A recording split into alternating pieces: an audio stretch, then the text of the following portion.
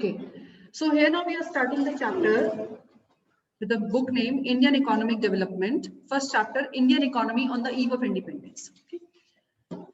So in this chapter, ये जो आपका पूरा यूनिट है वो 12 मार्क्स का यूनिट है, जिसमें से कि आपका 3 चैप्टर्स इसमें डिवाइडेड हैं, जो आपके इंडेक्स में देखिए। जो आपका पहला चैप्टर है यहाँ पे देखिए, यूनिट नंबर 4 लिखा है development experience 1947 to 1990 economic reform since 1991।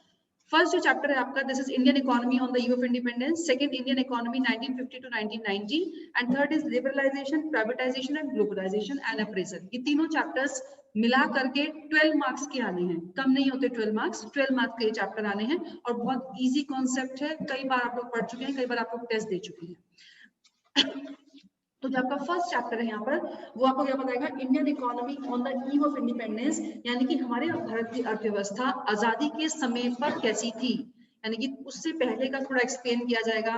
Britishers ने कौन कौन सी चीजों को बढ़ावा दिया, किन चीजों को पीछे किया, यानी कि जो ब्रिटिशर्स ने हमारी इकोनॉमी का जो हाल किया था, उनके समय पर हमारी इकोनॉमी कैसी थी, वो हम पढ़ते हैं।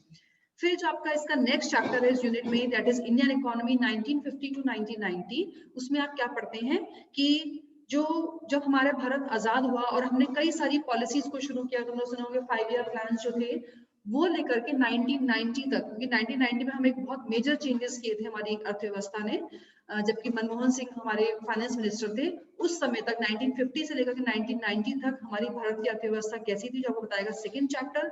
और जो थर्ड चैप्टर है आपका, वो आपको ये बताएगा 1990 में हमने कौन कौन से रिफॉर्म्स किए थे। रिफॉर्म का मतलब होता है फिर से सारे के सारे चेंजेस करना, फिर से सब कुछ बनाना, वो रिफॉर्म्स कहलाता है। तो ये 3 पार्ट में हमारा ये पूरा यूनिट डिवाइडेड है। पहला बिफोर इंडिपेंडेंस, दूसरा 50 से 1990 और तीसरा 1990 में चेंजेस किए गए। तो पहले हम स्टार्ट कर रहे हैं, पहला वाला Indian economy on the eve of independence. तो बच्चों, इंडिपेंडेंस के समय पर हमारे लगभग ये ब्रिटिशर्स हमारे भारत में 1757 में आए थे, बाय द जब इन्होंने अपनी फाउंडेशन ले करी थी in the year battle of Plassey में 1757। मार्क कर लीजिए, कई बार क्वेश्चन आ जाता है बैटल ऑफ प्लासी कब हुआ था, 1757।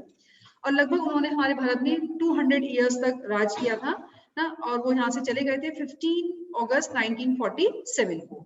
इंडियन इंडिपेंडेंस गेन हुआ था इंडिया को।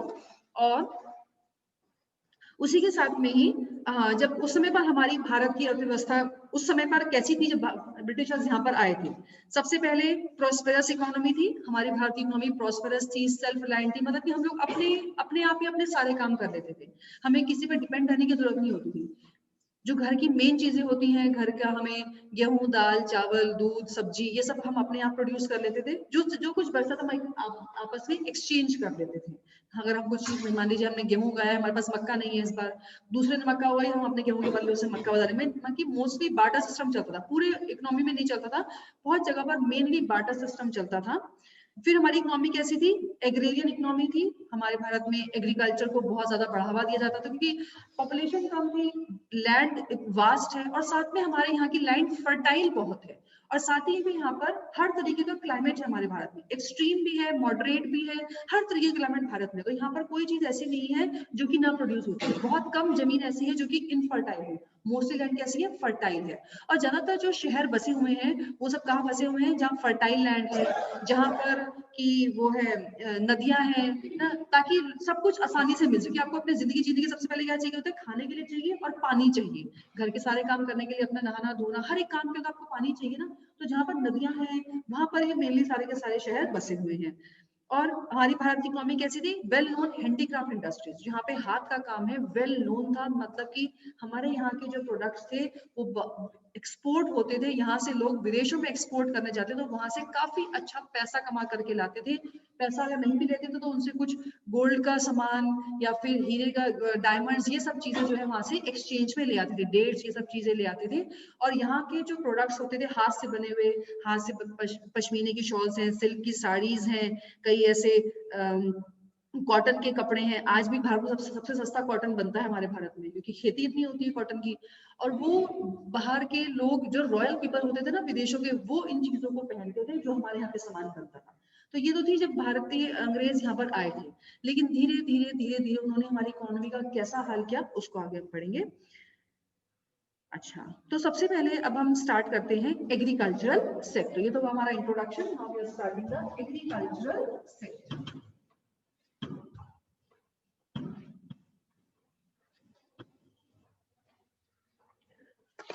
तो अब जब ब्रिटिशर्स यहाँ पर रहे, उन्होंने अपने हमारी इकोनॉमी को अपने हिसाब से यूज किया, क्योंकि मेन कारण ये होता है कि जब आप कहीं, वो जो जगह आपकी नहीं है, आपने उसका डेवलपमेंट नहीं करना है, आपने, उनका जो उद्देश्य था वो ये था कि इस इकोनॉमी को पूरा एक्सप्लॉइट करना अपने बेनिफिट के लिए। और इस समय पर उनके यहाँ पर इंडस्ट्री सेटअप हो रही थी, मतलब इंडस्ट्रीज उन्होंने अपने यहाँ पर रखनी, उसकी नींव रखनी शुरू करी थी, जिसके लिए कि उनको क्या चाहिए था, रॉ मटेरियल चाहिए था बहुत कम रेट्स के ऊपर। तो इसीलिए उन्होंने यहाँ पर, जो लोग यहाँ पे सेल्फ सफिशिएंट होते थे, जो लोग यहाँ पर मेनली फूड क्रॉप्स को प्रोड्यूस करते थे, उन्होंने धीरे धीरे धीरे कन्वर्ट कर दिया इनको किसमें, कैश क्रॉप्स में। यानी कि पैसे को यूज, पैसे के बदले उनको जो है, लोगों को उस जो सामान प्रोड्यूस करते थे ना, उनको उसके बदले वो पैसा देते थे। वैसे तो पहले मैंने बताया कि अभी तक ऐसी थी, सेल्फ रिलायंट इकोनॉमी थी, आप अपने लिए प्रोड्यूस कर रहे हैं, जो बच रहे आपस में एक्सचेंज कर रहे हैं। लेकिन अब उनको कहीं तो प्यार से मान रहे किसान, लेकिन जो किसान नहीं मानते थे उनको फोर्सफुली वो लोग क्या करते थे, कैश क्रॉप प्रोड्यूस कराते थे। और उसके लिए उन्होंने जरिया क्या बनाया था, जमींदारों को अपना जरिया बनाया था। जमींदारों को जब आपको, अब जैसे पहले के समय में तो सभी के पास बहुत जमीन थी, लेकिन जैसे अब आपको पैसे का यूज करना आएगा,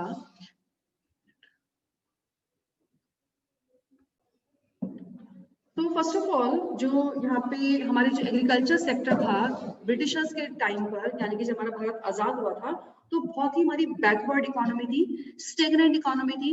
85% लोग लगभग अपनी जो आजीविका है वो एग्रीकल्चर से कमाते थे। और यहाँ पर जो है कैश क्रॉप बहुत ज्यादा प्रोड्यूस होती थी। तो ये इसकी फीचर्स है एग्रीकल्चर सेक्टर में। सबसे पहले यहाँ पे लैंड सेटलमेंट सिस्टम, यानी कि यहाँ पर क्या चलता था, पहले जमींदारी सिस्टम चलता था। जब यहाँ पर अंग्रेज थे तो उन्होंने ये जमींदारी सिस्टम को शुरू किया था। पहले थोड़े स्केल पर था, फिर वो बड़े स्केल पर हो गया। और इस जमींदारी सिस्टम में क्या था कि जो, जिसमें कि पीजेंट्स को लगान देना पड़ता था जमींदारों को। जमींदार वो होते थे जो कि जिनकी जमीन वो ओन करते हैं, और उस जमीन पर गरीब किसान काम करते थे, काम भी करते थे, और साथ में जो है टैक्स भी पे करते थे। और कई बार तो उनकी जमीन होती थी, लेकिन उनको पैसे की जरूरत की वजह से वो जमीन अपनी गिरवी रख करके पैसा लेना पड़ता था, और उसकी वजह से उनको जो है वहां पर उसका किराया भी देना पड़ता था जमीन का, और सॉरी उसका पैसे का इंटरेस्ट भी देना पड़ता था, और लगान तो उन्होंने कंपलसरी देना ही देना, भले जमीन उनकी ही क्यों ना हो। जो मेन काम था जमींदारों का वो क्या था, लगान इकट्ठा करना, ना कि कल्टीवेटर्स की हालत को देखना, पीजेंट्स की हालत को देखना। The dates for depositing specified sum of लगान to British government were also fixed। किस दिन करना है आपने टैक्स जमा, ये फिक्स है। भले आपके घर में कोई हालात हो, उससे मतलब नहीं है। भले आपके घर में कोई मरा है, आपके घर में खाने को नहीं, लेकिन आपको टैक्स को जरूर पे करना है एक स्टिपुलेटेड टाइम पर, वरना आपको अपने राइट्स खो जाएंगे आप। और जमींदारों को जो है, the zamindars and the colonial government did nothing to improve the condition of agriculture. यहाँ पे जमींदार और गवर्नमेंट कुछ भी काम नहीं करते थे उनकी हालत को इंप्रूव करने। टैक्स को लेते, अब जैसे आज सरकार हम पे टैक्स लेती है, हम पे खर्चा भी तो करती है।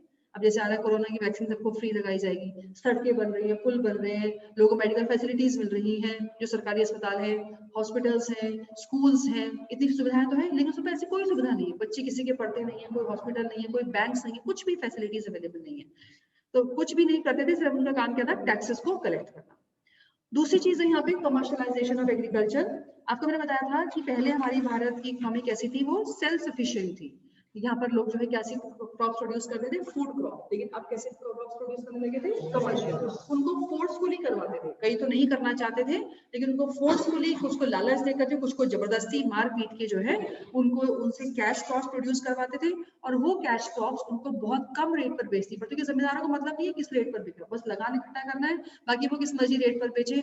और जब उनकी जो गरीब आदमी वो तो तेज रेट पर बेच ही नहीं सकता, वो तो क्या करेगा, बहुत कम रेट पर बेचेगा, क्योंकि वो पावरफुल है, जमींदार भी और तो उनसे बहुत कम रेट पर वो लोग सामान खरीदते थे, कैश क्रॉप्स खरीदते थे, और तो उनको पैसा मिलता था उसके बदले। दोनों ने हमारी एग्रीकल्चर को फूड क्रॉप से कैश क्रॉप में कन्वर्ट कर दिया। और फिर ये भी बात थी कि जब उन्होंने हैंडीक्राफ्ट इंडस्ट्री को बिल्कुल खत्म कर दिया, तो पीजेंट्स के नंबर भी बढ़ गए, सभी लोग खेती में आ गए। अभी नेक्स्ट टॉपिक में हम पढ़ेंगे इसको, ये इंडस्ट्रियल सेक्टर में। तो ये था हमारा क्या, दो पॉइंट्स हैं इसके, इसके sorry, third one is low level of productivity. अब जो एग्रीकल्चर है उसके आगे हालात क्या है, प्रोडक्शन का लेवल बहुत कम है। क्यों? कोई HYV सीड्स नहीं है, इरिगेशन की फैसिलिटी नहीं है। मान लीजिए अगर किसी साल बारिश नहीं आई तो सूखा पड़ गया, लेकिन लगान तब भी देना है। सोचो कैसे दिया जाएगा बेचारा, कैसे, उसका एक ही सोर्स है अर्न करने का, क्या करेगा वो? लोन लेगा, फिर उधार लेगा, उधार पे भी इतना ज्यादा इंटरेस्ट है कि बेचारा अगले कैसे पे करेगा। तो भैया फिर अगला उधार लेगा, उसको पहले वाला ब्याज देने के लिए वो अगला उधार लेगा। तो ऐसे करते करते वो क्या है, वो डेब्ट ट्रैप में फंसता जाता था किसान, है। तो प्रोडक्शन का लेवल बहुत कम है, क्योंकि ना तो इरिगेशन फैसिलिटी है, ना ही कोई अच्छी वैरायटी के सीड्स हैं, ना ही कोई ट्रैक्टर्स, मशीन टूल्स है। खुद ही मेहनत करती है, उनको सारा दिन खेतों में जुटना है खुद ही, और कुछ मिलता भी नहीं था। तो उनकी हालत बहुत ज्यादा खराब हुआ करती थी पीजेंट्स की, क्योंकि उनको कुछ करना ही नहीं है ब्रिटिशर्स को उनकी हालत सुधारने के लिए। आज अगर बारिश नहीं है तो सबमर्सिबल से पानी निकाल सकते हैं ना, पता होगा उनको, सब कुछ इरिगेशन के लिए कोई दिक्कत नहीं आती है, पानी निकालो, भले अब जो आगे होगा धरती का हाल वो अलग बात है, लेकिन पानी मिल जाएगा, फसल खराब नहीं होगी। And fourth is scarcity of investment, बीज के लिए पैसा नहीं है ना, कैसे कैसे उधार लेके बीज के लिए पैसा लेंगे, और फिर उसको बीज, अगर ना ही कोई ट्रैक्टर है, ना ही कोई मशीनरी है, ना आज देखिए हार्वेस्टर्स का माइनस कितनी टेक्नोलॉजी है, उस समय पर उनको सारी जुताई भी हाथ से करनी है, बैलों के साथ में करनी है, पूरा धूप में भी सीखना है, और फिर कटाई भी करनी है, उसको सफाई भी करनी है, सीलिंग भी, सारे काम खुद करने हैं। तो ये सारे के सारे जो है इन्वेस्टमेंट का नहीं है। तो ये हालात है क्या इसके एग्रीकल्चरल सेक्टर के on the eve of the independence. So now starting with the topic industrial sector. So industrial means जो industries थी, मतलब the process of converting the raw material into the finished products. तो सबसे पहले तो यहाँ पे इन्होंने क्या किया, ब्रिटिशर्स ने डी इंडस्ट्रियलाइजेशन किया। इंडस्ट्रियलाइजेशन होता है इंडस्ट्रीज को बढ़ावा देना, और इंडस्ट्रीज डी इंडस्ट्रियलाइजेशन जो ऑलरेडी एग्जिस्टिंग है उनको भी खत्म करना। सबसे पहले उन्होंने क्या किया, डी इंडस्ट्रियलाइजेशन किया, यानी कि जो हैंडीक्राफ्ट इंडस्ट्रीज थी उनको खत्म किया। आपको मैंने बताया था पहले भी कि यहाँ के जो हैंडीक्राफ्ट प्रोडक्ट्स थे वो वर्ल्ड वाइड फेमस थे, लेकिन उन्होंने क्या किया, उन प्रोडक्ट्स के ऊपर जो कि पूरी दुनिया में बिकते थे, भारत के प्रोडक्ट्स, उसके ऊपर उन्होंने क्या करे, हैवी टैक्सेस लगा दिए।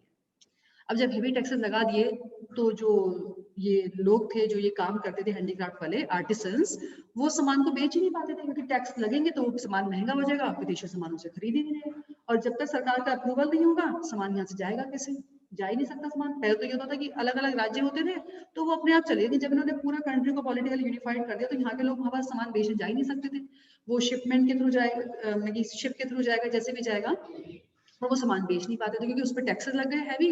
और एक कारण ये भी था उनका टैक्सेस लगाने का, एक तो दुनिया से उसकी इंपॉर्टेंस खत्म हो जाए उसके सामान की, कोई और यहाँ पे ना चलाएगा यहाँ पे राज करने के लिए। और दूसरी बात, जो उनकी इंडस्ट्रीज यहाँ पे सेटअप हो रही थी धीरे धीरे, जिसके लिए उनको रॉ मटेरियल की जरूरत थी कम दाम पर, वो जो सामान बनेगा वो कहाँ बिकेगा, तो उसकी मार्केट भी अपने देश में बनाने के लिए, इंडिया बनाने के लिए और कई देशों में बनाने के लिए उन्होंने यहाँ के जो सामान को, जो वर्ल्ड वाइड फेमस हुआ करता था, बहुत हमारा सामान फेमस हुआ करता था, उस पर उन्होंने टैक्सेस लगा के उस सारे सामान को खत्म कर दिया। अब जब कोई सामान उसको खरीदेगा ही नहीं तो प्रोड्यूस करने वाला बेचारा कैसे बनाएगा, वो तो बेरोजगार हो गया ना।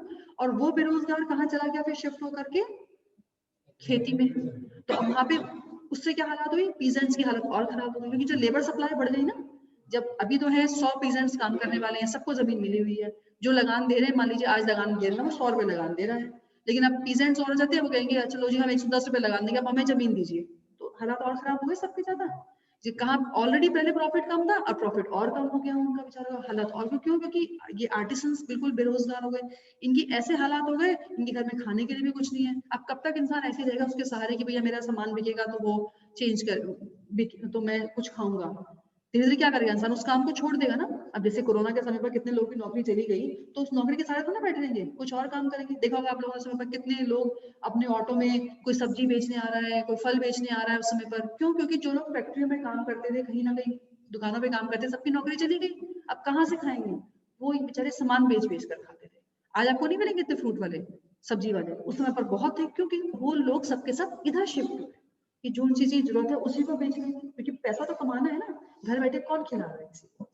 तो ऐसे ही हालात हुए, वो आर्टिसंस पीजेंट्स की हालत संख्या बढ़ गई। अच्छा, अब adverse effect of handicraft industries, ये बताया आपको मैंने अभी, जो हैंडीक्राफ्ट इंडस्ट्रीज खत्म हुई उनसे क्या हुआ, हाई लेवल ऑफ अनएम्प्लॉयमेंट हुआ, और साथ ही में क्या हुआ, फिनिश गुड्स यहाँ पे इंपोर्ट होने शुरू हो गए, क्योंकि सामान तो चाहिए ना, पहले आप अपने घर का सामान यूज कर रहे हैं, हाथ का बना हुआ सामान है, घर में बेड है या कुर्सियां हैं या मेज है या फिर बर्तन है, पहले वो अपने घर के अपने ही देश की बनी हुई चीजें यूज हो रही है, लेकिन जब उन पर टैक्सेस लग के वो महंगी होगी तो क्या होगा, और विदेशी चीजें सस्ती हैं, आप क्या करेंगे, उनको खरीदेंगे, तो वो इंपोर्ट बढ़ना शुरू हो गया, क्योंकि सामान तो चाहिए। लेकिन ये पॉलिसी लोगों को समझ में नहीं आती कि भैया ऐसे टैक्सेस लगा रखे हैं, क्योंकि विरोध कोई क्यों करेगा, आज तो फिर भी आप मीडिया इतना स्ट्रांग है, न्यूज़पेपर्स हैं, हम उसके थ्रू विरोध कर सकते हैं, लेकिन ये विरोध तो उसमें कोई ऐसा मीन्स ऑफ कम्युनिकेशन ही नहीं है, तो विरोध का मतलब ही नहीं है, जो चीज जैसे है वो वैसे ही चले आ रही है। Next is lack of the capital good industries.